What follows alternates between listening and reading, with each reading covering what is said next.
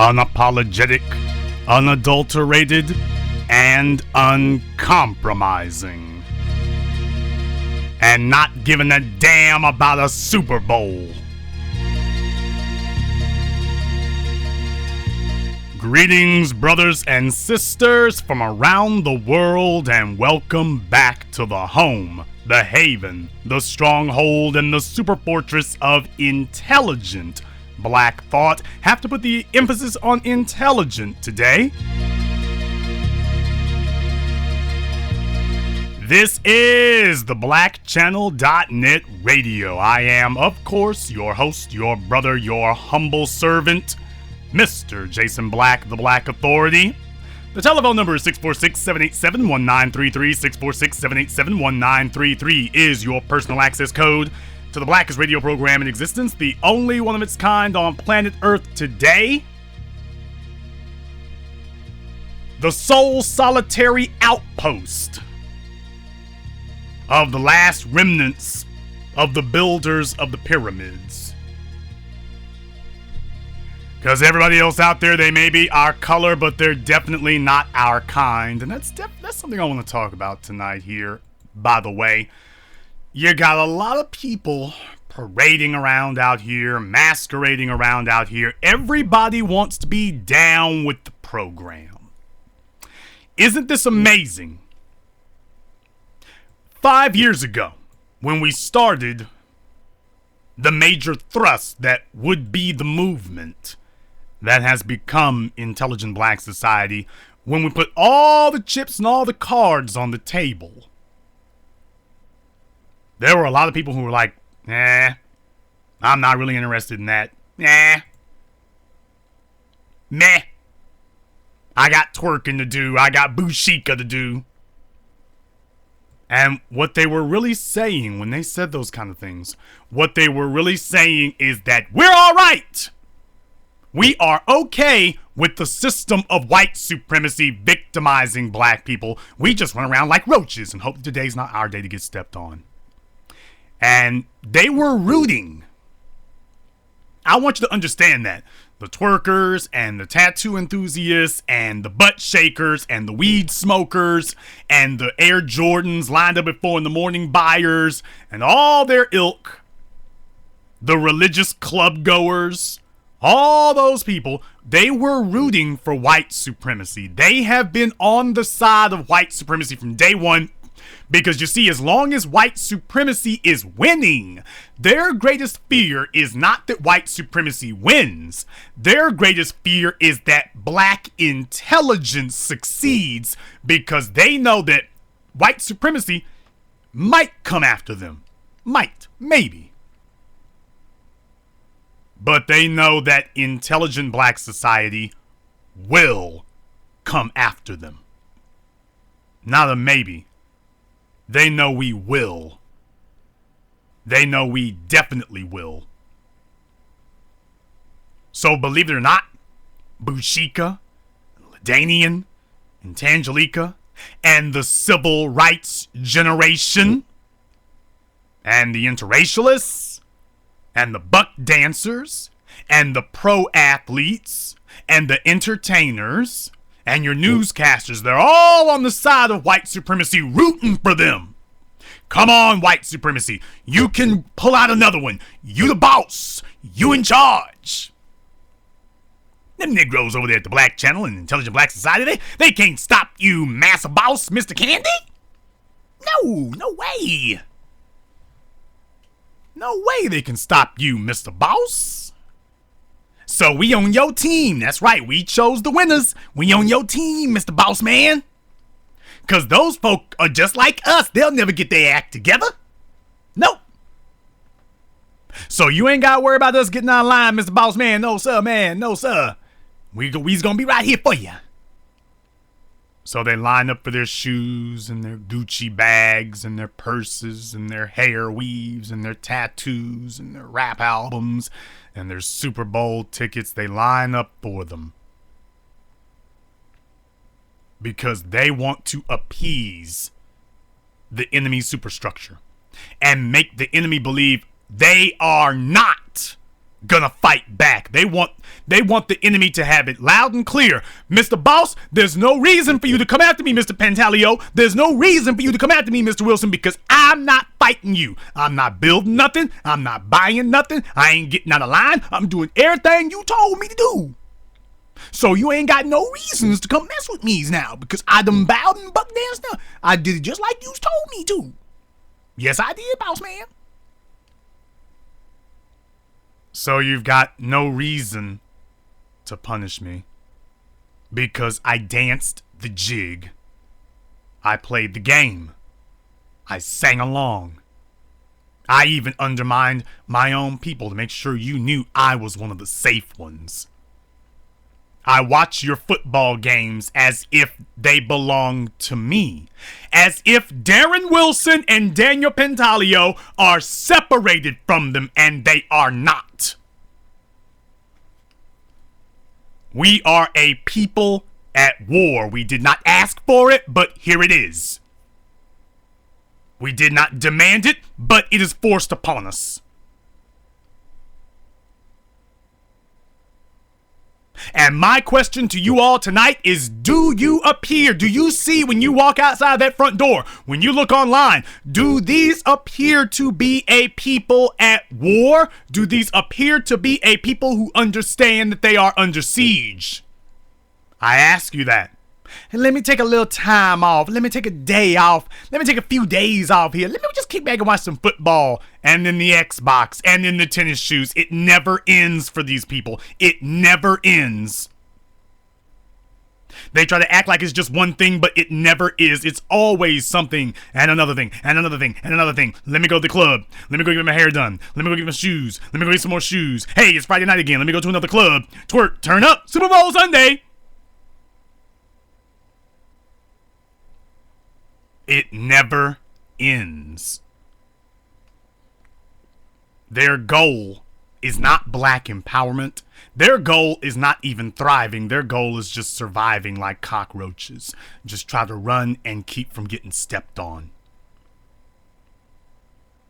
They know that we're under siege. Everybody on earth knows it. But they believe that playing the game will be salvation. We have a lot of black people who have played the game, and they hate us. They hate all of you. They despise all of you because they can see it in your eyes from the way you talk, from the way you move, the way you dress, the things you don't talk about. Not the things you do talk about, but the things you don't talk about. They know that you are not on their side. They know that you will not bow and play the game, and you frighten them. Why? Because as far as they're concerned, we got a good thing going on here. We got a damn good thing going on here. Why are you gonna come along and make trouble? You're gonna come here and mess up this good thing we got. Don't you see they're letting me walk on the plantation? I got my shoes, I got my cell phone, I got my hair weave. Why are you trying to make waves? Why do we have to be number one? Isn't number two good enough? Why do we have to be number two even? Shouldn't we just be happy for whatever we get? I mean, I'm just glad to be alive. I gave thanks to the Lord today that I woke up this morning. Yep, that's how high the bar is for these degenerates. I woke up this morning. That's the high water mark of their day. That's the highest aspiration that they're going to lead you all to. Just be glad you woke up this morning. Well, hell, if that's going to be the standard, the Jews in the concentration camps should have been just glad they got up that day. Just be glad. Now, you all have to make a decision whether or not you are going to live your lives associated with individuals who tell us to be happy for dirt and the lowest common denominator, or whether or not you are going to aspire to something higher, because that's what they're doing. That is what they're doing. This week, I have been assaulted. My sensibilities have been assaulted repeatedly. Mostly by black males, few black females in there, but to the black males tonight.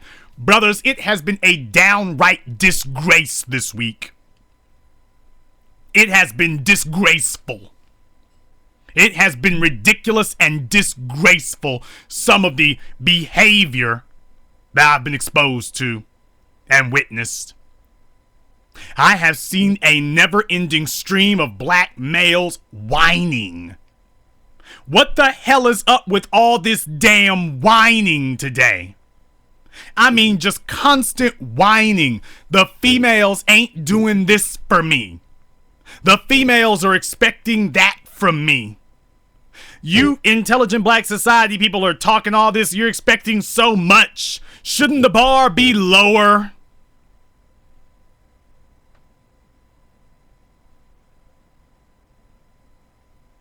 Why can't it be lower?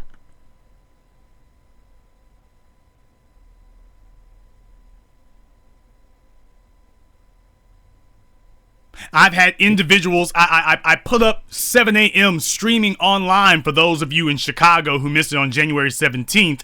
You need to check your email. We've been only emailing you for the past 2 weeks to let you know it's streaming online. Well, it's streaming online right now as we speak. 7 a.m. is streaming. I sent emails to the people who were in Chicago. So you might want to check your spam folders or something if you haven't gotten the link yet because you were sent it. If you are one of the people in Chicago who did not ask for a refund, if you did not ask for a refund, you've gotten the link. But lo and behold, that was not enough. We had a mangina come slithering his way in, switching his hips, sashaying his arms, checking the hem on his skirt.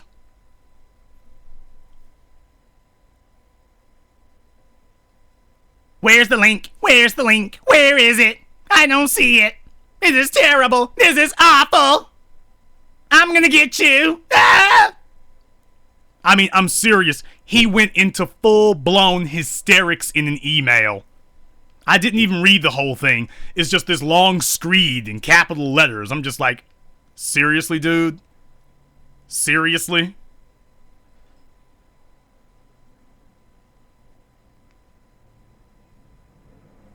You are seriously acting like this. Of all the things you could be doing.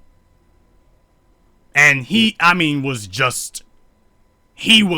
bouncing off the walls livid. Bouncing off the walls livid. Not for $1,000. It was only $15 for the ticket. But because it didn't show up immediately, he was wailing, screaming, gnashing of teeth. I mean, you would have thought that Daniel Pantaleo had just strangled his mother. That's what you would have thought. You would have thought that, and you would have been wrong. Because that's not what happened. But you would have thought it from the way that he was acting.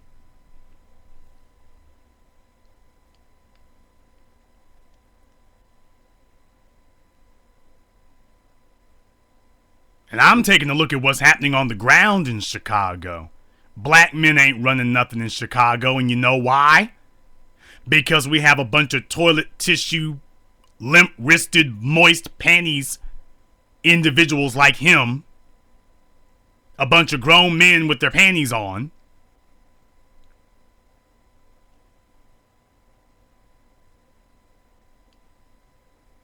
Internet gangsters.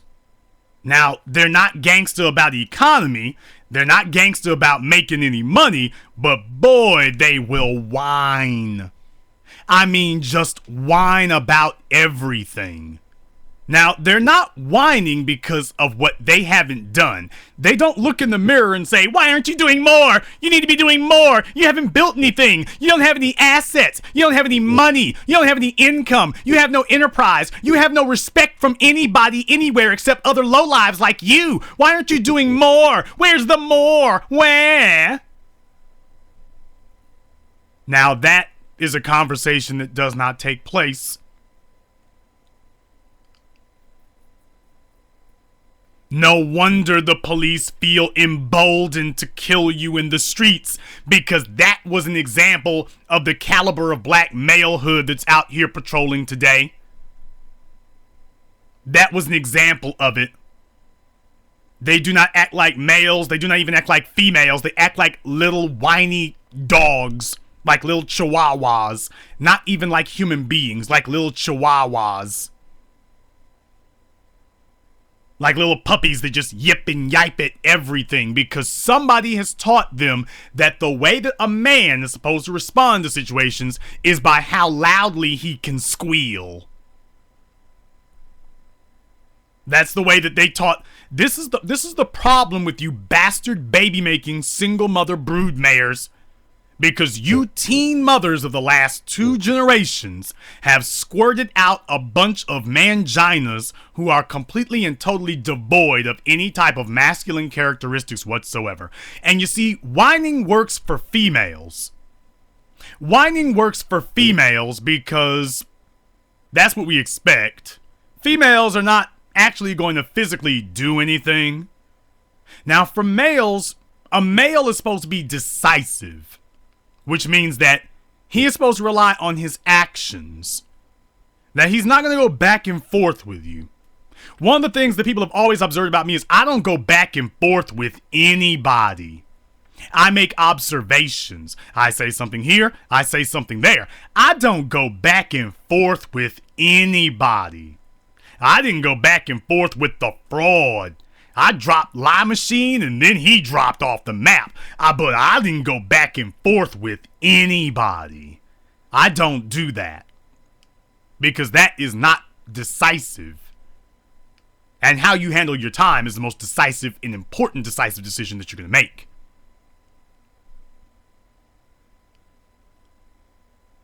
But we've got males out here who, I mean, if you really do believe that the folks on Jerry Springer and Steve Wilkos, whatever his name is, and all these other clown shows, if you really think those people are actors or whatever, go on your Facebook, go on your Twitter, go to your job, go to the mall, go to Walmart, and take a look at the caliber of black folk out there. You will see, really?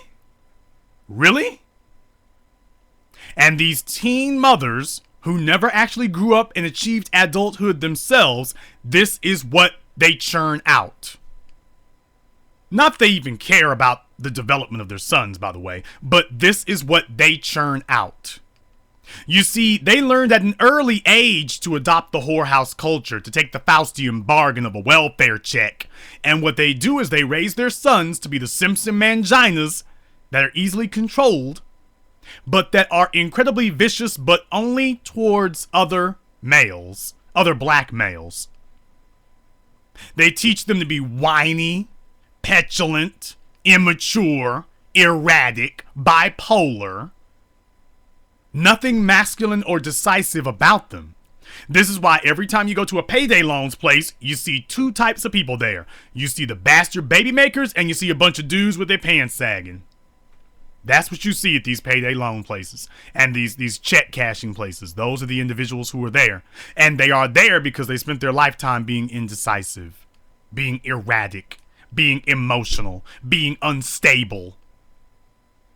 And they're going through life now unable to build anything of consequence, because you see, if you are emotionally erratic, that goes against the essential characteristics necessary to build something. You can't build a skyscraper if you're emotionally erratic. One day you want it to be 90 stories, next day you want it to be 50 stories, next day you want it to be blue, next day you want it to be green, next day you want it to be red, next day you want it to be out of steel, next day you want the elevators to be over here, no, I want to be over there, I don't want the elevators. You'll never be able to build anything because you're too emotionally unstable. You're too manic. And you will not be able to lead other people because you are too prone to emotional outbursts. And for women, women are prone to emotional outbursts. They got higher hormone levels, they've got cycles, they've got estrogen, they've got all these things that contribute to that. But when you see a male who is composed primarily of testosterone and is supposed to be at the other end of the spectrum, you are supposed to be cool, calm, collected, you are supposed to be serene, you are supposed to be unshakable and unflappable. But that's not what we see from black males today. They sit up here, you say something that somebody makes the slightest hint that there's a standard for them. Wine. Why do I have to do that? I don't have to do that. I don't have to do that. Black males are more famous than anybody else for saying, I don't have to do that.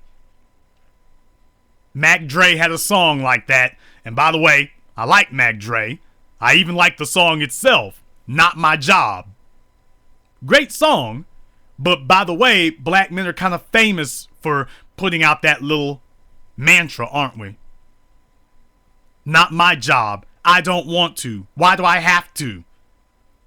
What's the lowest common denominator?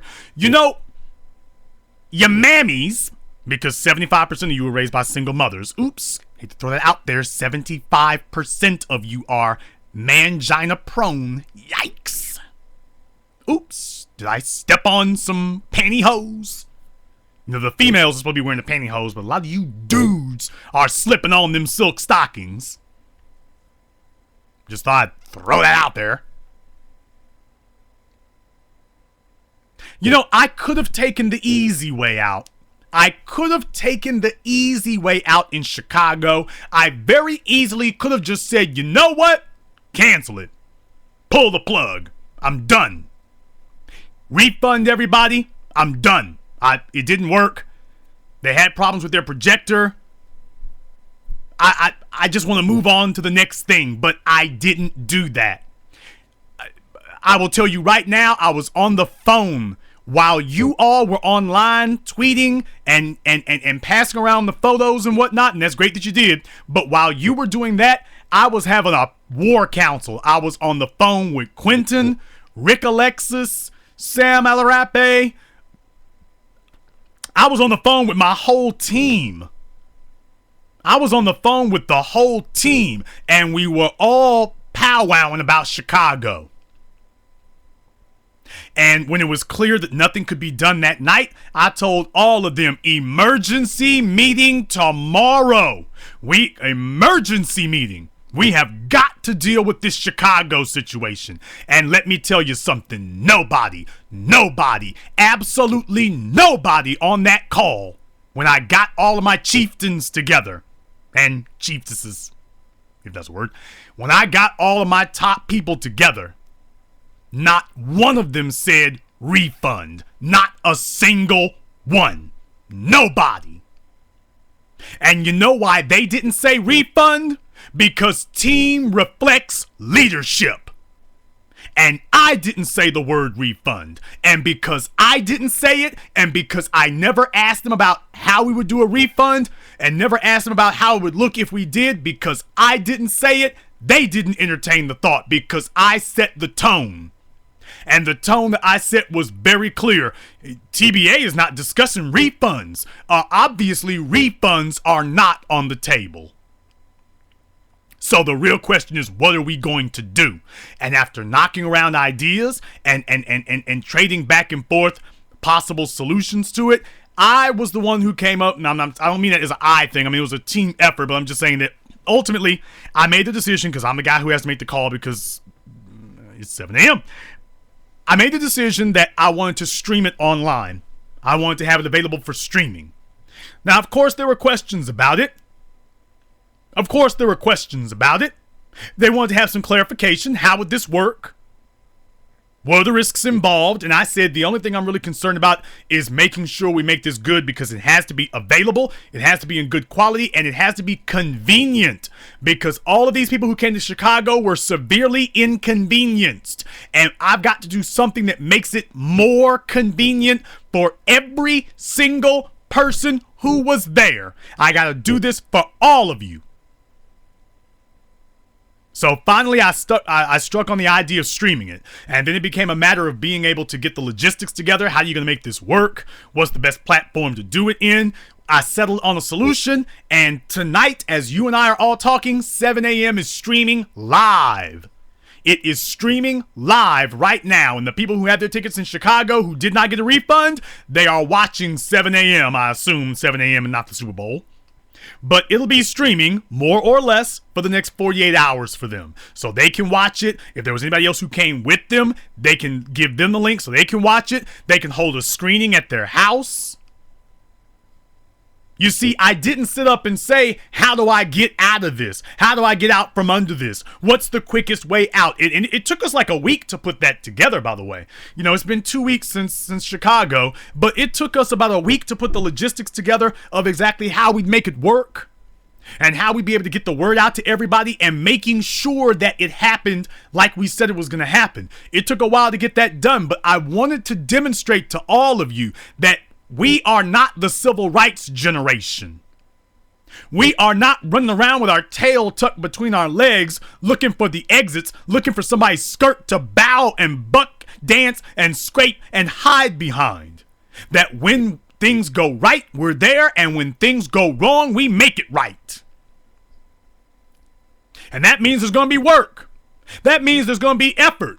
That means there's going to be some dissension. There's going to be tough decisions to be made.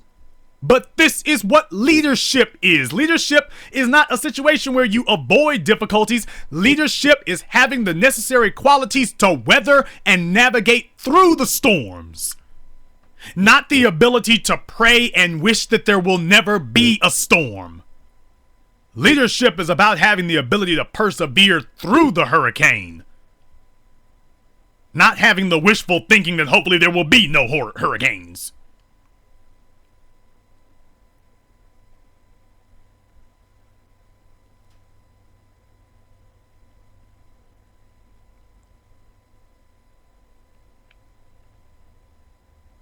And that was what I wanted to demonstrate to all of you. 7 a.m. has been put together from the beginning so that I could have this as a live fire demonstration of how you handle these things. How you put together a movie from start to finish, how it's supposed to look, how it's supposed to be produced, how it's supposed to be done, how it's supposed to be distributed, how it's supposed to be exhibited.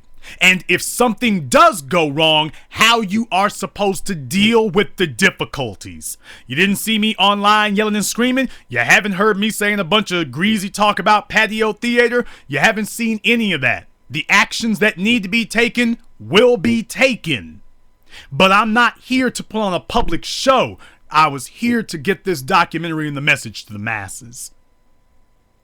And I stayed focused on that. You all did not see me come to this microphone and whine and caterwaul that people were upset and people were unhappy, and oh, why is it you all can't just accept that bad things occur?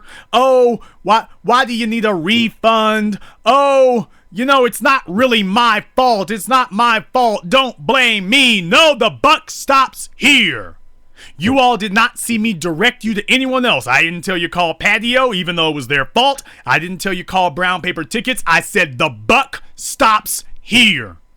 And you can go ask anybody. Nobody got an email from me that was emotional or flying off the handle. Nobody got anything like that. If they want a refund, there were only a few people who actually wanted a refund. Just a few. They got their refunds. Everybody else, out of here. Everybody else, you're going to be watching 7 a.m. Everybody who got a refund, you're sitting on the sidelines, but you got your refund.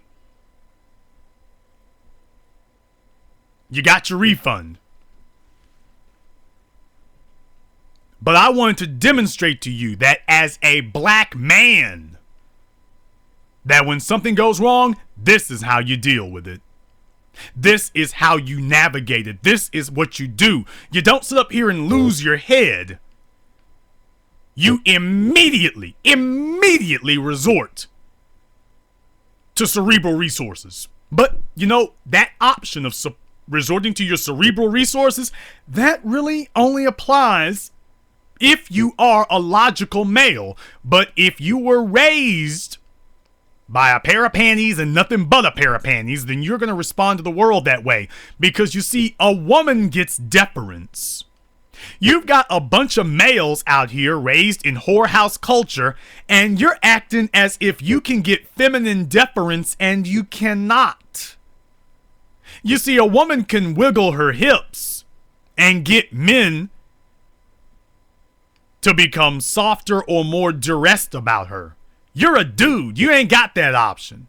You see, as black males, the reason why the workplace is more hostile to us than it is for black females is not because the black females are better or smarter. It's because the black females have an option that we as black males do not. Black females can resort to using their feminine wiles. They can resort to appealing to their white supervisors with sexual attention. Now, I didn't say you necessarily have to have sex, but a female can wear a low-cut gown. She can wear a high skirt. She can wear some tight jeans. She can wear some high heels. She can get her hair done and her makeup done. And old Buckley Worthington III will give her a pass because of that, because he gets to see her sashay through the office. She's got that option. She can use sexual energy to finesse a different response. And you see, as a female, they know that if they turn the emotion on, that usually does something to a male. Because he knows she doesn't have the ability to force her way into anything. All she can really do is try to talk her way into getting something. So you just had to decide, well, she can't really do anything else if it's really that important to her. Will it stop your whining if I give you $10 off? Will it stop your whining if I give you an extension on your payment? Will it stop your whining if I give you a half day off? Will it stop your whining? You see, as females, they have that option. As a male, first of all, as a male, why would you want that option? That's the first thing. As a male, why in the hell would you even want the world to respond to you like a female? Why would you want the world to respond to you like a hoe? Why would you want that? You've got males out here attempting to appeal to the rest of the world the way a female does. You're supposed to be a male. You are supposed to be bringing power, wealth, influence, logic, reason, decision, discernment. And now we got a bunch of males bringing nothing but whining. Let me make this very, very clear to you fellas out there, since your mammies didn't explain this to you when they were children because your mammy was too busy getting laid on top of by half the hood. Oh, I'm sorry. Am I telling your mama secrets?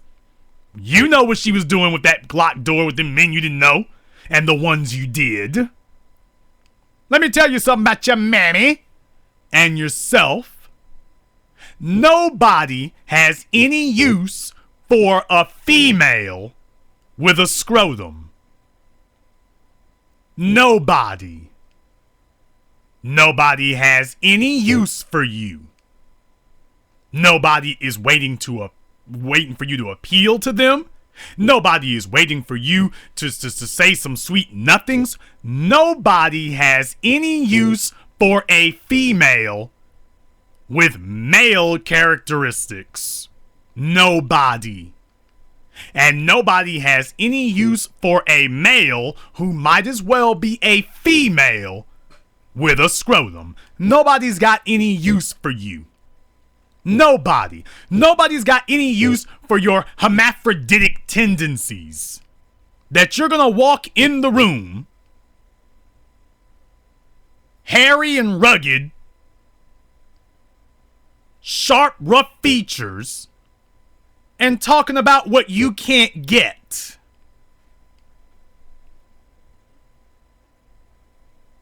Nobody's got any use for you. And the idea that you would have the nerve to try to impose that on people, they've got no use for you. And that's why you resort to whining, because your mammy never gave you anything else with which to appeal to the world with. So when it is actually time for you to behave as a male and to get the respect and attention that you are supposed to get in a masculine way, you don't do that. So you're using a tool that does not work, and you're refusing to use the only tool that you actually do have that would work. You're just refusing to do that. And then you wonder why so many black males are now desirous. I mean, not just out there, they're actually asking for a female to take care of them. I had a bunch of dudes, they've been arguing with me for days and weeks now. They want a woman to be the co-head of household, but they don't want the woman to challenge their authority. So let me get this straight. You're going to put expectations on a female to lead, but then tell her, but leave all the good stuff for me. So in other words, you want her to take care of the adult responsibilities while you get to have the fun ride. That's what you're looking for. You women should be ashamed of yourselves. The 2 generations of black males walking around out here right now are proof positive that you females have failed. You have failed as women, you have failed as mothers, you have failed as parents, and right now you're failing as human beings. You are failing as human beings. Because your sons are completely and totally, they're grown in their 30s and 40s and older and completely devoid of masculine characteristics. They are completely devoid of the ability to approach the world in a masculine manner. They come out whining. They come out swinging with their crying and their yelling, trying to demand things from other people by whining, by making physical threats and making, well, not physical threats, but by making verbal threats. I'll do this, I'll do that, you better not, why I gotta do this, gimme, gimme, gimme. And then at the end of all that whining and wailing and crying and pitching and moaning, they ended off by saying, and respect me because I'm a man. That's what they ended off with. They ended off with that. After you have done everything that is absolutely contrary and counter to manhood whatsoever, now you want to end it up with talking about, and I'm a man. This is what happens when you're raised by hood rats. This is what happens when you are raised in the bastard babymaker culture. This is what they do to you. This is what they do to you. They send you out into the world to try to argue with people on feminine terms. That's what they do to you. They send you out into the world as a male to try to argue against the rest of the world on feminine terms. And as a male, you are simply incapable of doing that. You are as incapable of trying to bully your way on feminine terms as a female is trying to bully her way on masculine terms. What happens? You notice that females with their tight skirts and they act a fool at the club and they're fighting and stuff. Do you see how they get treated? Take a look at them. Even like Evelyn Lozado. At least she's got her hair done and her makeup done. She is a shrieking, wailing, ultra-violent harpy. But all things considered, with all of that considered, at least she is a female. At least she's a female.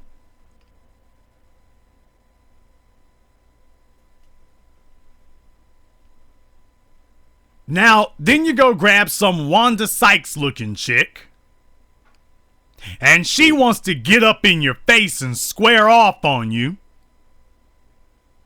like Debo. She's gonna get up in your face all hard and all tough. Do you extend to her any type of feminine deference? No, 'cause you are a female with a scrotum. And so you are going to be accorded the respect that deserves. You don't get feminine treatment. You gonna get some masculine treatment, right? Yeah. Because you have not stayed in your lane.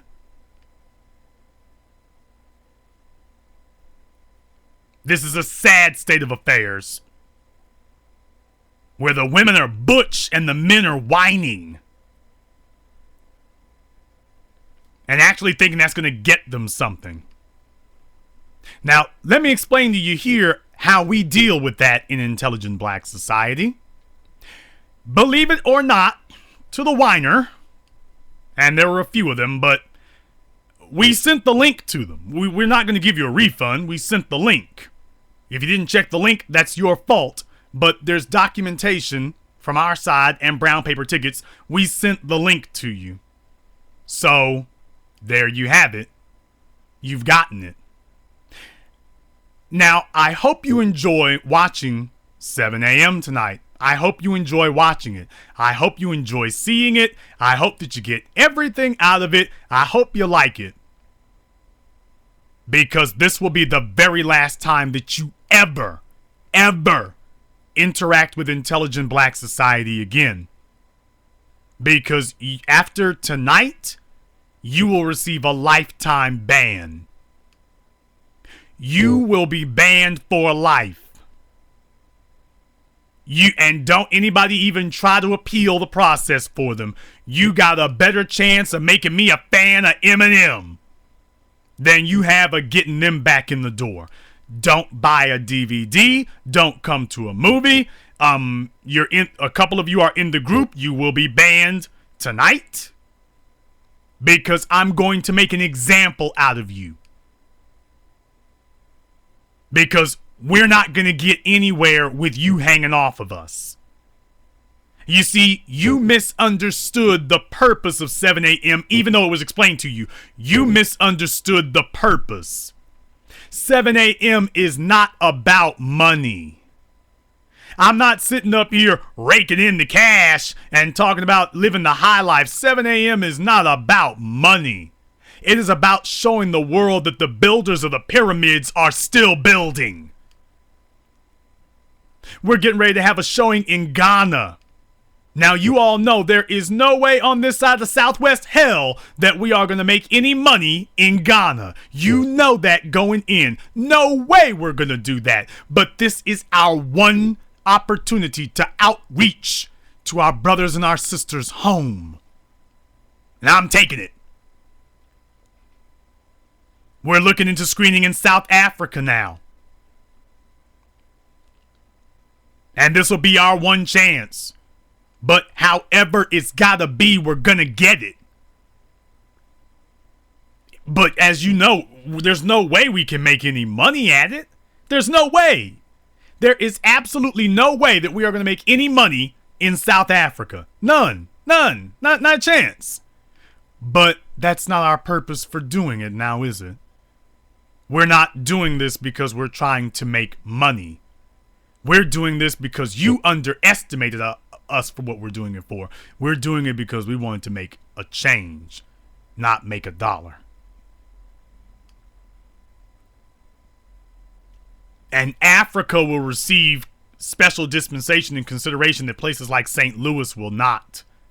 Africa's got fewer outlets. St. Louis has no excuses. So the money that would have been spent in St. Louis, that will be spent in Ghana. That'll be spent over there.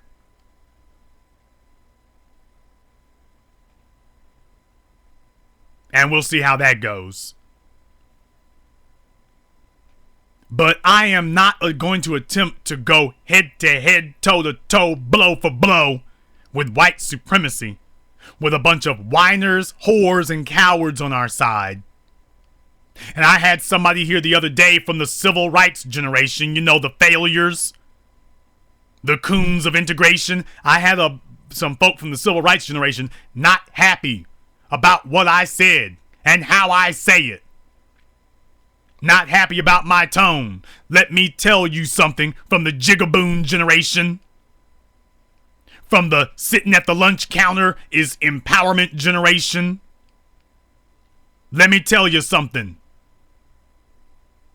You people screwed up everything. We had a black economy before the civil rights generation. We had intact families before the civil rights generation. Most of the businesses we went to were black before the civil rights generation. They gave it all up. Most of our children were born in two-parent households before the civil rights generation. They gave it all up. Most of us understood that drugs were bad for us before the civil rights generation. The civil rights generation created the interracialist culture. The civil rights generation created the bastard baby epidemic culture. The civil rights generation created the whore culture. The civil rights generation created the drug culture. The CIA just took advantage of what you already were because they could see how weak and how shallow and how hollow and how decadent you were. They could see it. They could see how phony and weak you were. And they just took advantage of the weakness that was already there. That was all they did. Nobody held you down and forced you to accept cocaine and heroin. You wanted it. And J. Edgar Hoover simply provided the product that you desired. Because he knew how weak you were. And just like Section 8, the civil rights generation created the Section 8 welfare culture. That's what you did. And now these no good, worthless bastards want us to thank them and show gratitude to them for creating this cesspool? Hell no. And I will not let a bunch of ignorant fools who sat up here and destroyed the world and made a mess of everything around them try to come up to me and criticize the manner in which I clean up the mess that they made. You made this mess. I'm just the guy fixing it. That's all.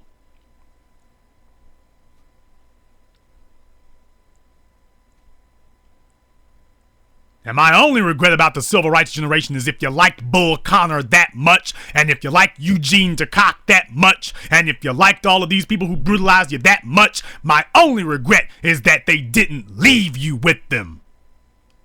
Since you love them so much, and you want to forgive your enemies so bad, my only regret is that they didn't leave you to the tender mercies of Lincoln Rockwell and his ilk, since you love your enemies so much. The civil rights generation is the only group of people on earth who love their enemies and hate their children. I ain't playing about it.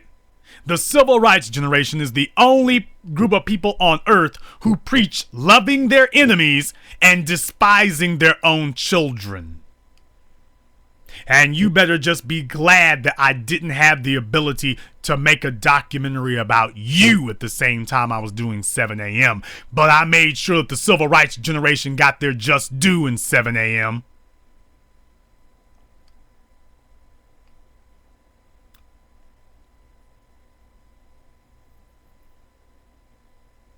And we've got all these whiny males out here today and slutty females. That's the legacy of the civil rights generation. That is your legacy to history. That you made a toilet of the whole world around you. The civil rights generation, when I was talking to Tariq Nasheed a couple of weeks ago here, I had said that while we were talking, we had made the observation the civil rights generation had failed us. Let me make a slight correction to that tonight. The civil rights generation did not fail us. The civil rights generation betrayed us. The civil rights generation betrayed us. And they didn't give a damn how the sons grew up. They didn't give a damn how the daughters grew up. Give me my weed, give me my sexual liberation, and give me my little job at the Ford plant, and I'm done. And tonight I've got whiny, moany, pitchy little ho boys.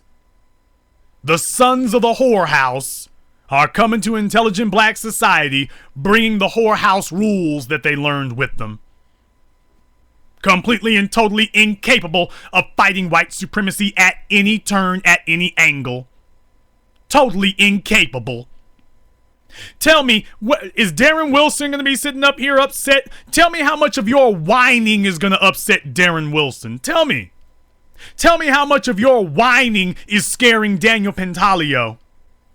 The civil rights generation, let me run down the list for you all right now. The civil rights generation created the bastard baby maker culture. The civil rights generation created the bastard baby culture. The civil rights generation created the drug culture. The civil rights generation created the STD culture. That's right. The civil rights generation created the herpes culture. The civil rights generation created the 3 women can sleep with 1 male culture and it's okay. The civil rights generation created the drug culture, the heroin culture, the crack cocaine culture. The civil rights generation created that. That's their baby. The civil rights generation created the interracialist culture, the integrationist culture, the sell your soul to sit next to white folks on the toilet culture. That's what the civil rights generation created. The civil rights generation created the marching and protesting and turn the other cheek and bow before your enemies culture. The civil rights generation created the marching and protesting culture as a response to police brutality.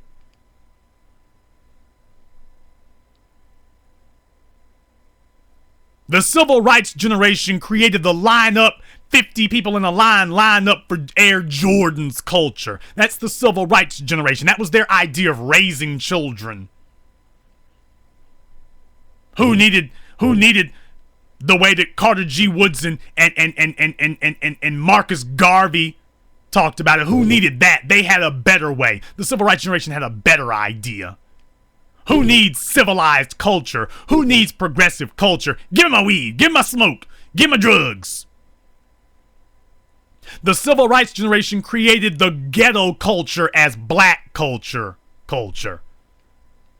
The civil rights generation changed the words ghetto and black to be synonymous. That's their cultural accomplishment.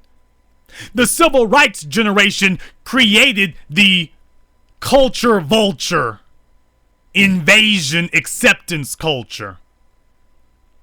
Tina Marie and her ilk. The civil rights generation created the term honorary black people. Never met a black person who was an honorary Caucasian, but the civil rights generation will knock you over and beat you to death today to sit up here and be called an honor. If you sit up here and tell them that Bill Clinton's not an honorary black person, even though he created the 3 strikes law with his good buddy Newt Gingrich, and they made you all think they were against each other, and they were for each other the whole damn time. They were for each other and out to get you. But the civil rights generation considers being spit on by white society to be an honor. They consider wiping the feces and the saliva off of their faces to be a privilege. And they've taught the rest of you to accept that as a privilege. And I'm saying it in the terms it needs to be said in. I'm saying it just like it is. They accept that kind of treatment and they want you to accept it too.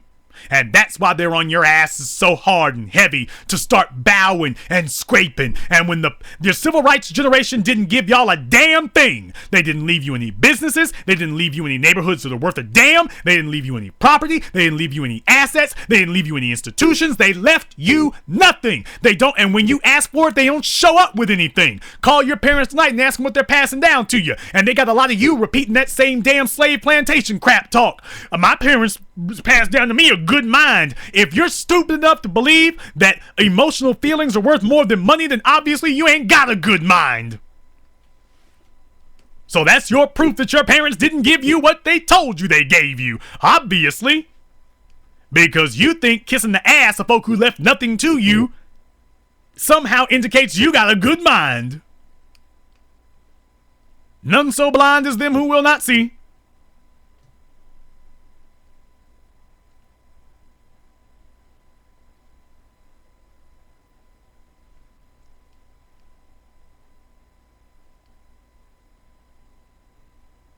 The civil rights generation created all of that.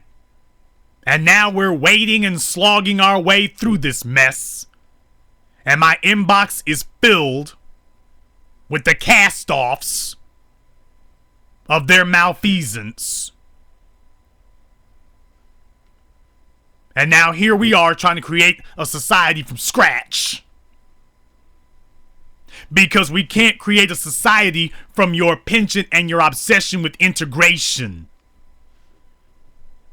The civil rights generation never bothered to ask, but wait a minute, what if I'm not okay with them spitting on me?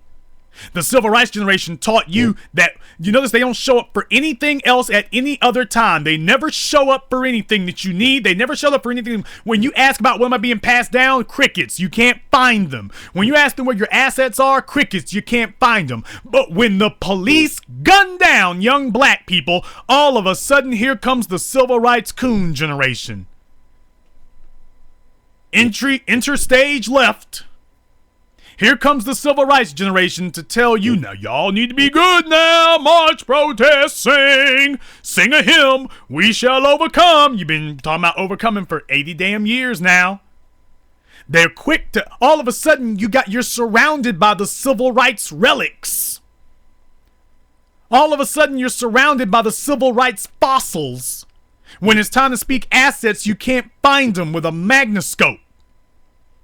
You can't find them with a microscope or a magnifier. But when the police show up, all of a sudden here come throngs of the civil rights generation to come and tell you, don't do anything. Don't say anything. You don't need businesses. You need to go picket these white folks and tell them, let you in. Let me in. Let me in.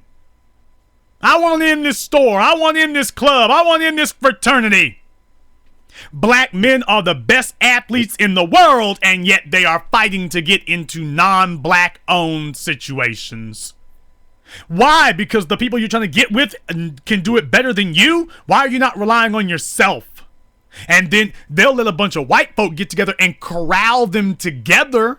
So you've got most of your NFL teams, most of your NBA teams are black. Why couldn't you have done that for yourself? Because the white guys have absolutely no problem corralling you all together and putting out a product that is majority black. But when I tell you put out a product that's majority black, you tell me you can't do it. And that is because you are not actually trying to succeed. Because your parents told you that money didn't matter. Validation did. And so now when you get in the presence of white people, you stand to attention. You're disciplined. You're robots. You're zombies.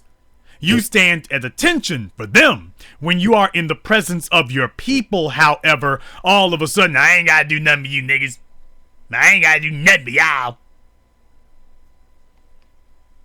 They get their white girlfriends in the NBA and the NFL and will spend untold millions on them. Tiger Woods sat up here and lost every damn thing he had. Had no problem with it. O.J. Simpson ruined his damn life. They have no problem doing that. But when they get around black people, I'm Caucasian. I'm a Calabanasian. Dennis Rodman, I don't date black women like that. I don't like dark butts. All that discipline that they were able to show in front of their white masters, they get in front of black people, and all of a sudden that discipline disappears. And they're telling you what they really think of you. And I am saying that in this generation, enough, enough, enough. No more excuses. No more accepting your excuses. There will be no more excuses. Either you are on board with us or you are against us, but it's just that simple. The whining stops here. The moaning stops here. The excuses stop here. The finger pointing stops here. The deflection stops here. The fear stops here. That was good enough for your mammies and your pappies and your slap-happy Sambos of the civil rights generation. That's not gonna fly in the intelligent black society generation. Not gonna fly. Not gonna have it. Let me make something very clear to you. We got you on the ropes. The pendulum is swinging back our way. The wind is at our backs. The momentum is on our side.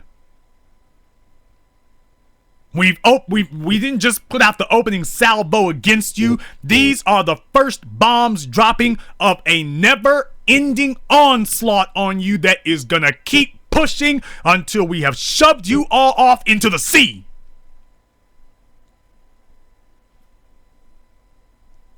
but the future ain't big enough for the both of us.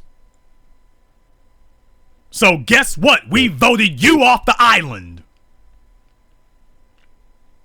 And I know a lot of you don't like that. Oh, a lot of you are scared. A lot of you are worried right now. Isn't it amazing? They're not worried about white supremacy coming and gunning their ass down. They're worried about me. But you know what? You should be. You should be worried about intelligent black society. You should be scared.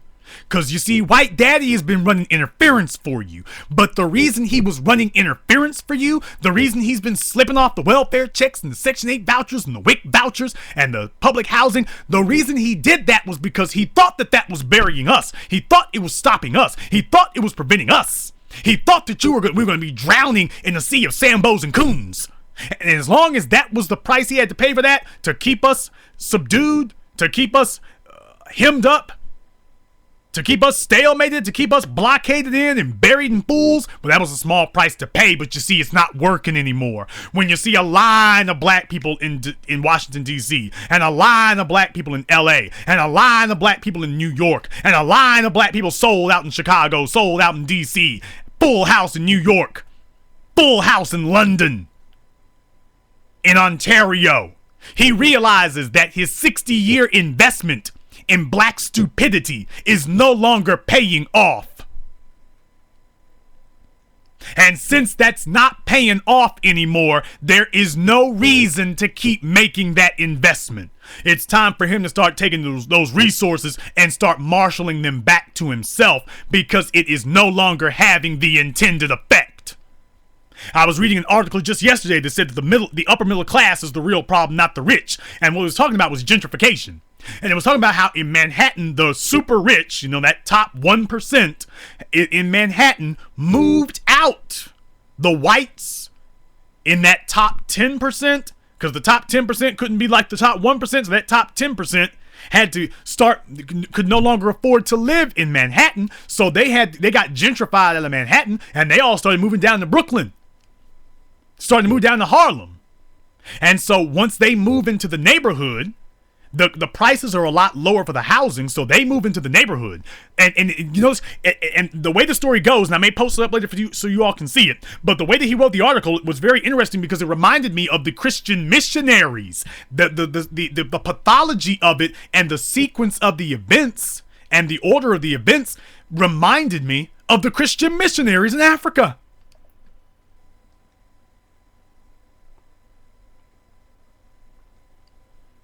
The procedure was all the same. That first they showed up saying, hey, we just want a little land. Just want a place to live. The next thing that happens after all these people who couldn't afford to live in Manhattan but had more than enough money to live in Brooklyn, the next thing they did was they wanted their amenities. They wanted their businesses. They wanted to have a Whole Foods and a Chipotle and a yoga club and all those things that they had in Manhattan. They wanted it in Brooklyn now. They want it in Harlem now. All those higher end stores, they wouldn't build them in black neighborhoods. And Negroes didn't ask for it because the civil rights generation did not want stores in their own neighborhoods. Let me tell the damn truth. The reason that you do not have those kinds of stores in black neighborhoods is because the civil rights generation did not want stores in their own neighborhoods. They wanted access to the stores in the white neighborhoods, because if you built this, they thought and think so lowly of themselves that if you built a Whole Foods in their neighborhoods, it'd be worthless. And it's worthless because, well, you built it here, so obviously it ain't worth nothing. I don't want a supermarket in my neighborhood. I want to drive 25 minutes, take the subway an hour to go to the white side of town, because that's where I want to be, because if I go there, then my money is valid. But you can't build it here, so we don't want it. We don't care about that. Now, these gentrifiers are moving into the neighborhood, and they want their organic food stores. They want their yoga clubs. They want their dance studios. They want their art galleries. That's right. They want their high-end fitness clubs. They want their high-end electronic stores. They want that. They want that. They want their hair salons. They want their Xerox stores. They want them right there in that neighborhood. And next thing you know, the guy makes the observation that the next thing you know, all of a sudden, those people who got gentrified out of Manhattan and they came into the black neighborhoods in Brooklyn and Harlem and started setting up for themselves, that pretty soon you start noticing that their behavior becomes exactly like the 1% in Manhattan that they didn't qualify to be. All of a sudden, they want to restrict the zoning. All of a sudden, they want to restrict it. All of a sudden, they want to put up barriers to businesses. All of a sudden, they don't want certain people coming into certain parts of town. All of a sudden, they want to hire a police presence. All of a sudden, the housing prices start skyrocketing, and now they don't want anybody who can't afford the housing to be anywhere near them. So now they create a new pushing off effect. They got pushed out of Manhattan, they've come to Brooklyn, they're setting up shop, and now they're emulating the behavior, the exact same psychology that pushed them out of Manhattan.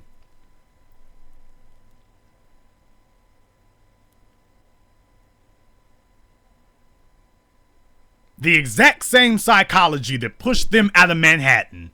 Now they come and they emulate it themselves.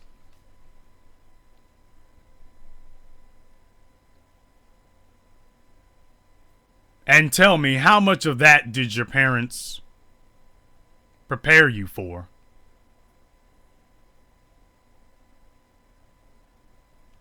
How much of that did your parents prepare any of you for? I'm taking a look at New York right now.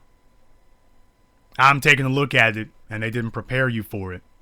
So understand, as they see us beginning to rise, and as they see us beginning to focus on power, wealth, and influence, they're like, oh hell, they found the source. This generation is different. They're not gonna coon and buck dance. Send in Daniel Pantaleo.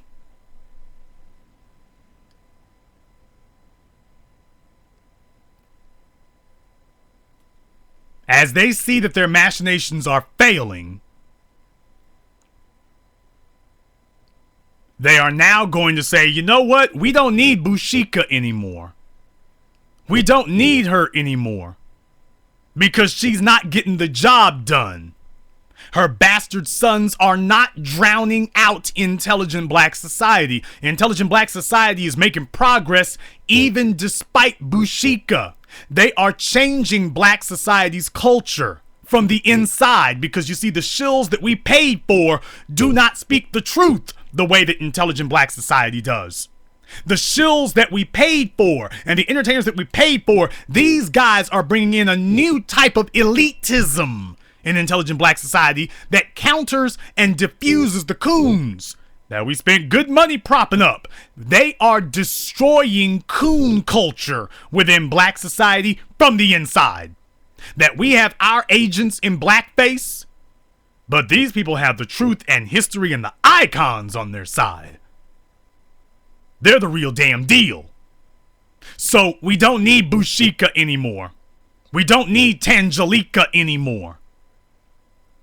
And you're going to start seeing a lot of your good white liberal friends start to sound like them now.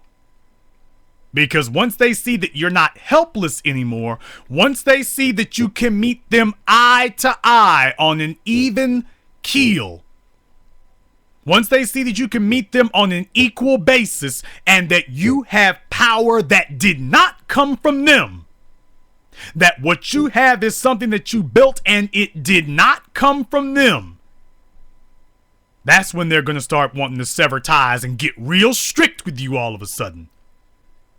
Now they're going to want to get real strict with you. You see, 7 a.m. didn't depend upon anybody outside the black community, and now That's the kind of thing that they're going to watch for, is to see how many times is that going to occur. You got projects like Hidden Colors. They want to see how many times is that going to occur. And let me tell you right now, the game is getting blown wide open. The game is getting blown wide open. Because last summer, you had Hidden Colors. And I was going to release 7 a.m. last summer. I was going to release it last summer. But because of the crowdfunding primarily, I decided to delay it a little bit. I was really going to delay it till the fall. But then Hidden Colors 3 came out, and I mean, that thing just had such a head of steam on it that I really just said to myself, you know, let it ride. Let it ride. You know, it's really out there, and I thought, and I still feel the exact same way, by the way. I have no regrets about it. I still feel the exact same way. Even though summertime is usually bigger for films, I felt like that needed to have all the space and all the stage to itself. Because in black society, too often we have this habit and this pathology of trying to, if somebody else is getting shine, let me jump out there right now while everybody's looking at him. Let me see if I can jump on the stage. Hey, 7 a.m., Black and Broke, wake up, 7 a.m. No. I said, no, this is powerful. This is impactful. And what it will do is it'll set up dominoes. What if he puts out Hidden Colors in the summer of 2014 and then 7 a.m. detonates in the winter of 2014? And now, you know, he's already talking about putting out Hidden Colors. I think he said he was going to show a teaser trailer tonight. So, I mean, just think about that. Hit after hit, you keep bombing on them and keep dropping on them. Just when you thought it was safe to, just when white supremacy and the coons thought it was safe to come out and buck dance the Sambo, here comes Hidden Colors 3. And just when they thought that the storm was over, here comes 7 a.m. literally all day long. And just when they thought, oh man, it's getting rough out there, here we come with another one. That's the kind of thing that they're watching for. And then they start saying, okay, these niggers is getting their act together. We need to do something about this. We need to do something about this. Because Chandelier is not getting the job done anymore. These people are putting stuff together on their own. And they're meeting us on an equal basis. The production value is there. The message is rock solid. The speakers are well-versed and thorough and articulate. We're losing ground. We're losing ground. The best and the brightest are rising to the top. The plot isn't working. And now they're going to say, you know what? Tell them welfare hoes it's over. The ride's going to go on just a little bit longer, but understand they're going to start derailing this thing now because your job, super sluts, coon heads, made up name people, your job was to be an obstacle and to trip up the rest of us in intelligent black society. That was your job, to drown us out. Now that you are failing at it,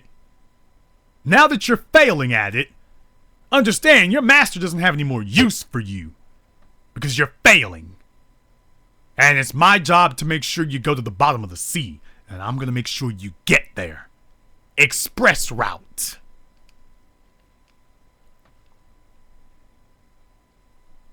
No matter how much whining you do, no matter how much crying and tearing up and moaning you do, no matter how much you beg and how much you squeal, it's not going to intimidate. It's not going to interrupt. It's not even going to slow us down now. And just understand something. Your boss knows that you're too weak to stop us. You can't stop us. Your job was to stop us and you failed at it. And you see, your boss understands that you are what's supposed to block us from getting at him. That you're supposed to stand in our way to divert and distract and detour and make us go off in a bad direction. You're supposed to mislead us.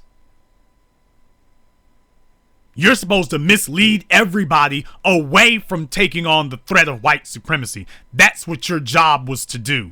And you failed at it. I'm here to tell you tonight, you failed. failed.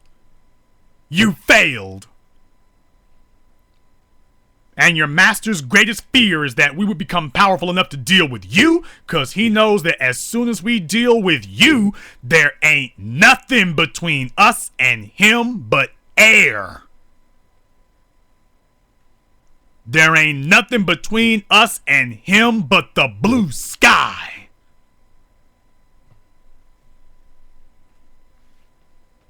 As Arsenio Hall said, there ain't nothing between you and me but air and opportunity. So he knows the threat is real. Even if you don't get it, he knows the threat is real. He knows that the odds against him are real. He understands it, even if you don't. Because it's not for you to understand. It's for us to understand.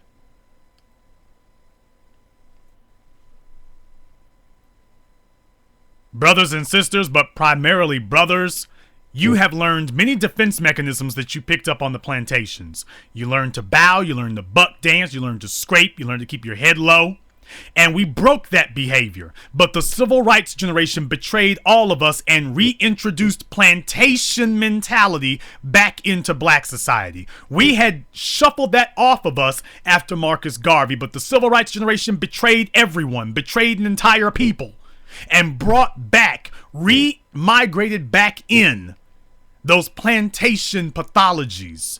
The fat mammy, the slut, the bedwench, the Jezebel, the buck, which is what your pro athletes are.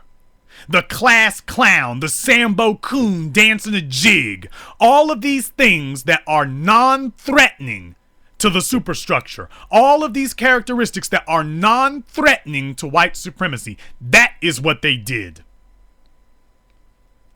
And that's why you whine today, because they took it a step further. They didn't just do what Massa told them to do. They took it a step further and said, look here, Massa, not only can we separate the children and break up the home, we will turn the boys into girls and the girls into boys. And Massa said, ooh, let me see that trick. I didn't know you could do that. Let me see how that trick goes. Show me, Sambo. And most of your parents lined up to show him. And they were pleased because, as far as they're concerned, white supremacy is their friend, black society is the enemy.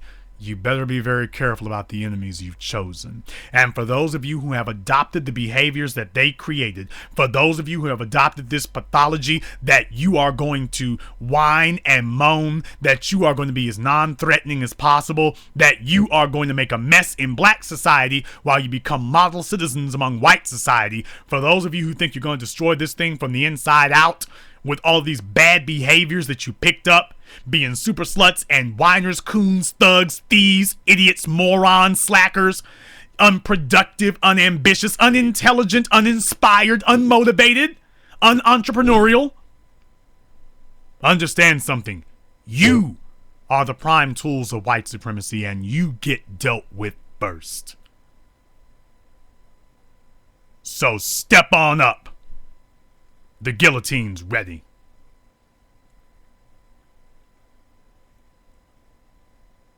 And this concludes tonight's broadcast of the BlackChannel.net radio. I am your host, your brother, your humble servant, the Black Authority. And until next time, brothers and sisters from around the world, remember, black is the future, and the future ain't accepting any excuses.